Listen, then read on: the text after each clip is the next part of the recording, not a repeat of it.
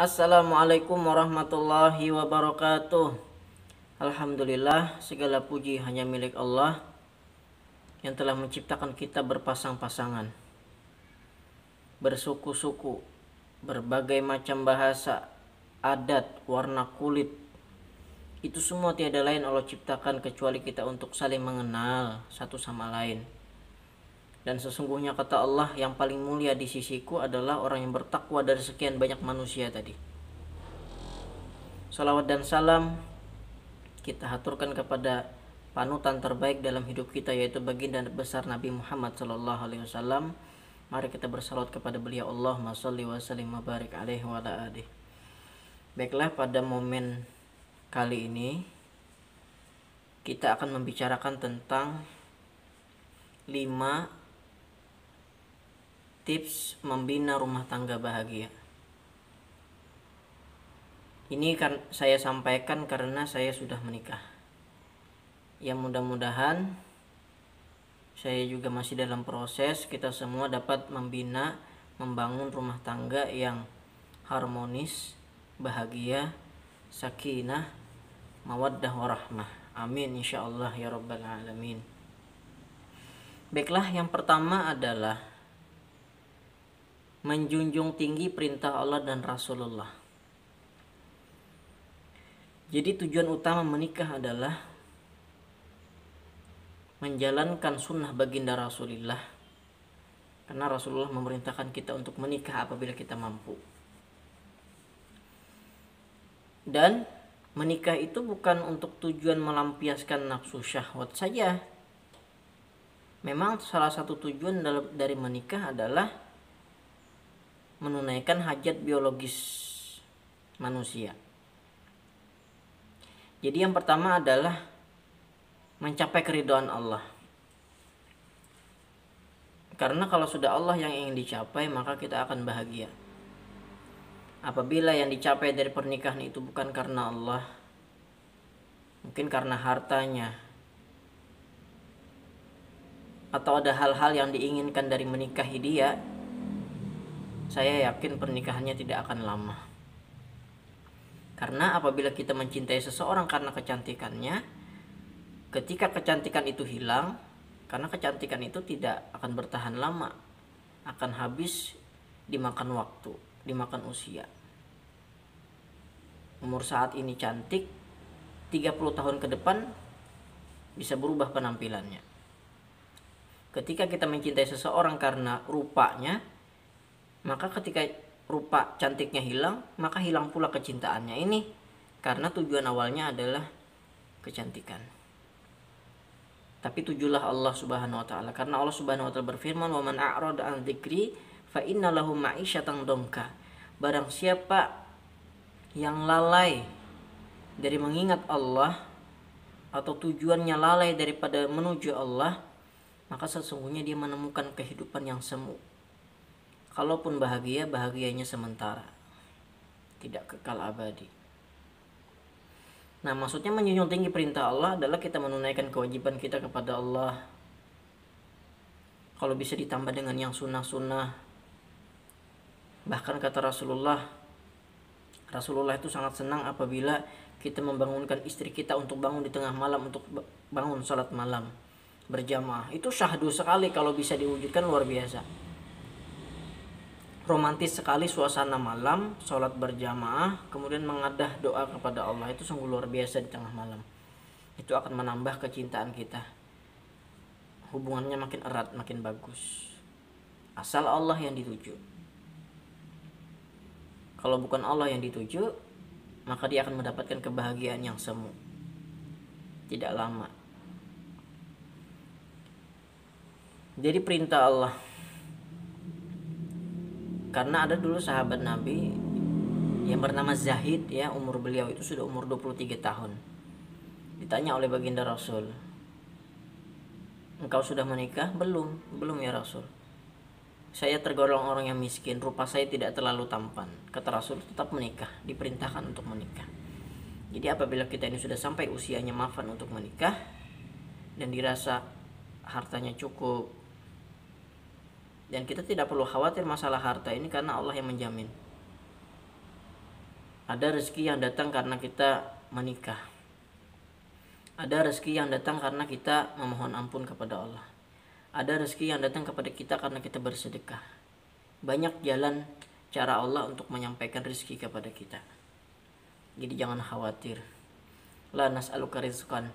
Jangan engkau tanyakan mengenai rezeki, kata Allah. Nahnu narzuquk. Kami yang menjamin rezeki kalian.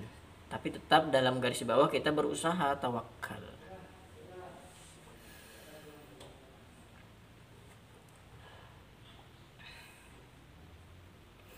Nah, kemudian janganlah kita terlalu cinta.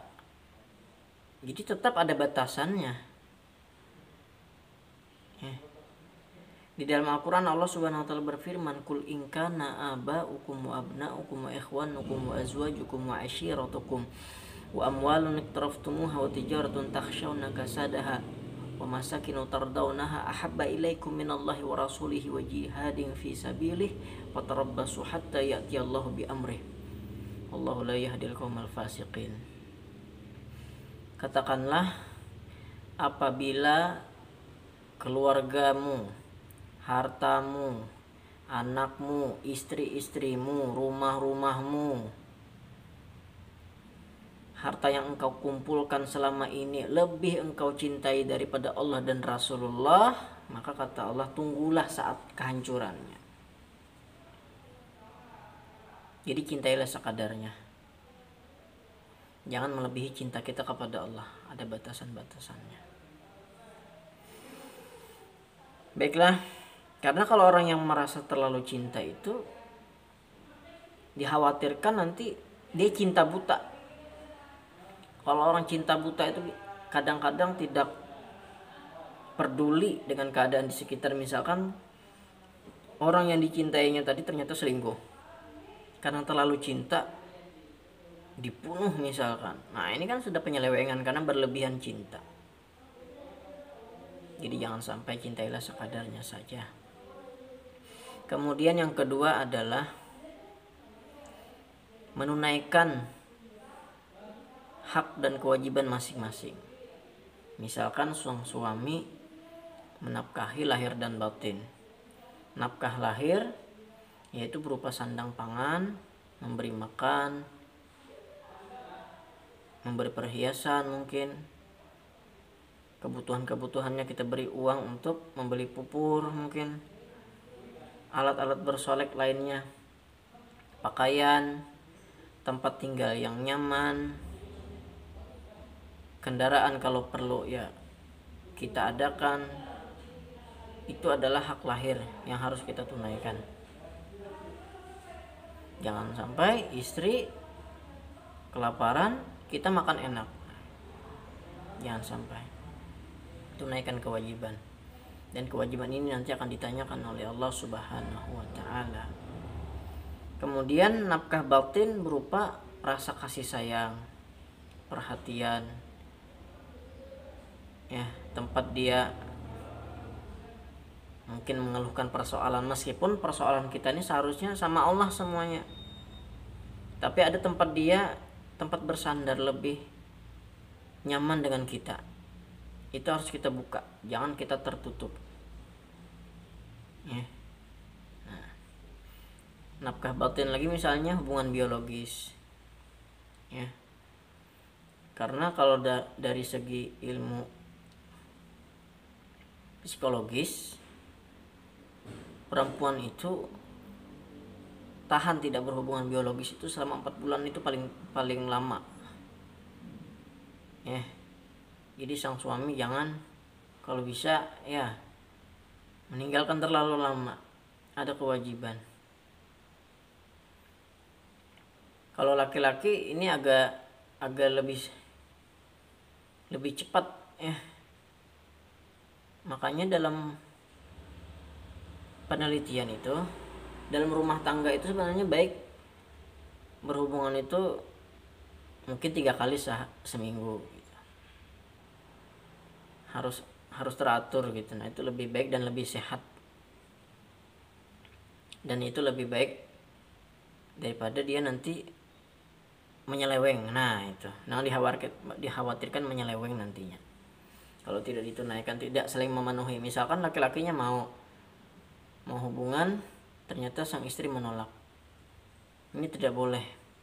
Bahkan kata Rasulullah SAW, apabila sang suami itu ingin berhubungan intim di atas kendaraan pun, maka wajib ditunaikan. Ya, tapi kita punya rasa malu lah, jangan begitu. Cuman maksudnya saking harusnya tuh, ketika sang suami meminta haknya, maka tunaikanlah. Jangan sampai ditolak. Misalkan malam, ternyata sang istri nolak, maka kata Allah ini dilaknat oleh para malaikat sampai waktu pagi, sampai sang suami ridho lagi.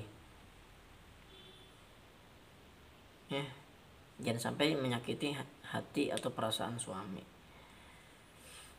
Sehingga apabila sang istri itu dapat meraih ridho suami, maka itu sudah mendapat jaminan surga insya Allah.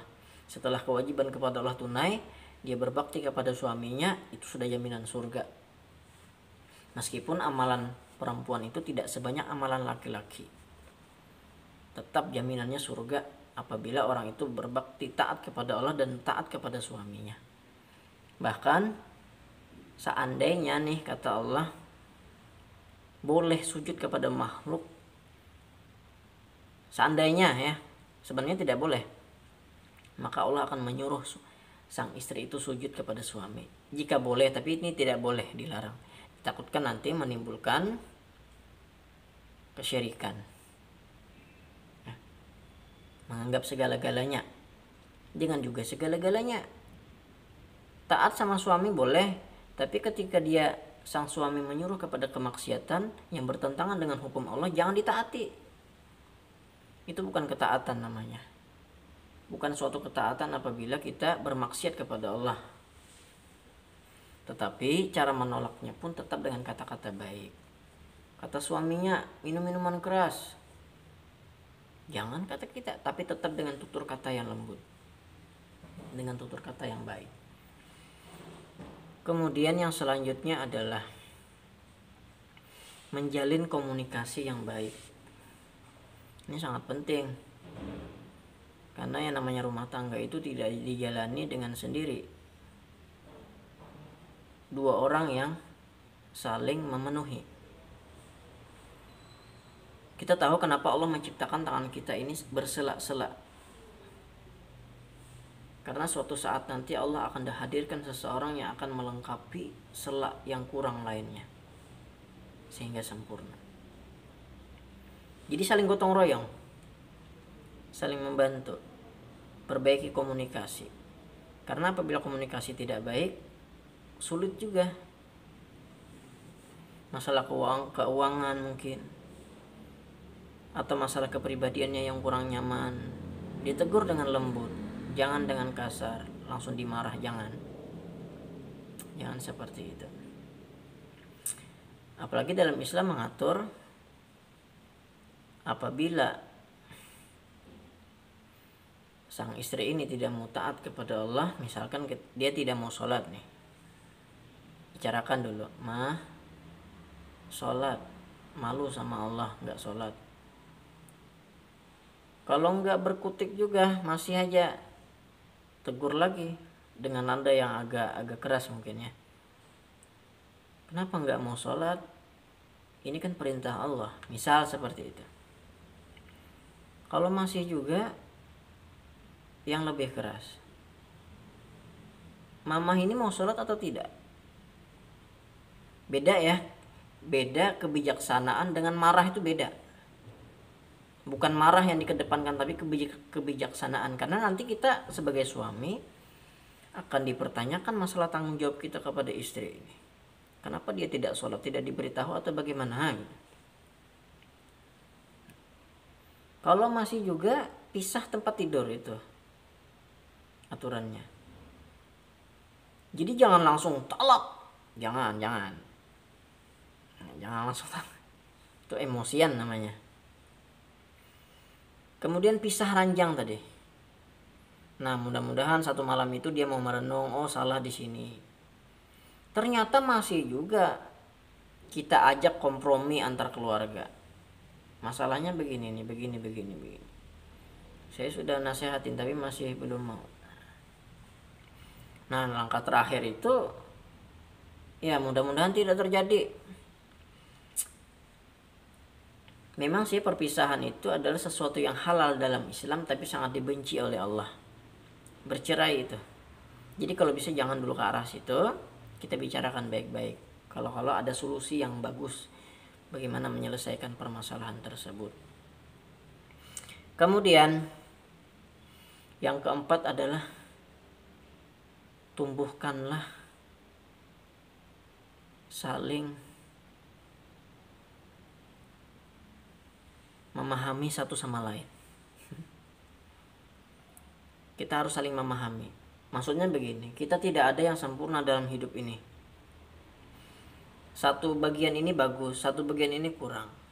Tidak ada yang sempurna, tidak ada. Kecuali Rasulullah SAW, di mana beliau sudah sempurna keturunannya, fisiknya, ilmunya. Luar biasa sempurna beliau itu.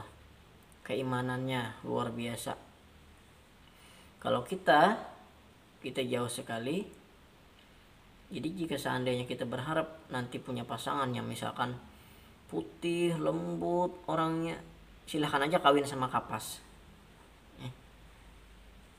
Tapi kita berusaha juga untuk menjadi pribadi yang sempurna, berusaha. Kalau kita merasa kurang di bidang ini, kita perbaiki. Asal yang baik-baik. Introspeksi diri agar menjadi lebih baik. Saling memahami, saling menyayangi. Kita jangan bingung kalau kita tidak disayangi, karena kita pun tidak menyayangi. Ya. Cinta itu tidak akan bersatu apabila tidak saling mencinta. Apabila kita ingin diperhatikan, maka perhatikan orang lain. Begitu juga dengan pasangan kita. Kita perhatikan kebutuhannya, ya, kita sayangi dia, kita puji kalau perlu dia, kalau dia berbuat kebaikan kita puji. Jangan pelit dengan pujian, puji ya. Itu tadilah yang dimaksud dengan saling memahami. Ya, baiklah, yang kelima adalah menjadi teladan yang baik bagi keluarga ketika berada di dalam rumah tangga. Karena satu contoh kebaikan itu lebih baik daripada 1000 kata nasihat. Oleh karena itu kenapa Allah ciptakan mulut ini satu dan tangan kita dua? Itu menunjukkan bahwa kita harus lebih banyak berbuat daripada berbicara. Apalagi seorang ibu yang ingin mendidik anaknya harus memberikan contoh yang baik bagi anaknya. Karena madrasatul ula. Seorang ibu adalah sekolah pertama bagi seorang anak.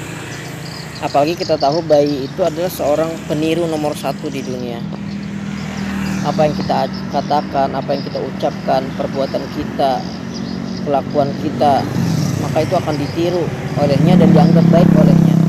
Oleh karena itu marilah kita menjadi contoh pribadi yang baik. Insya Allah akan terbinalah rumah tangga yang bahagia. Saya rasa itu sudah cukup 5 tips tentang cara membina rumah tangga yang bahagia, insya Allah. Itu dari versi saya, karena saya juga sudah menjalani, dan kita tidak ada yang ingin usia pernikahan itu singkat dan berakhir begitu saja. Ya, terima kasih atas perhatiannya. Semoga ini bermanfaat untuk diri saya dan penonton pada umumnya. Terima kasih. Wassalamualaikum warahmatullahi wabarakatuh.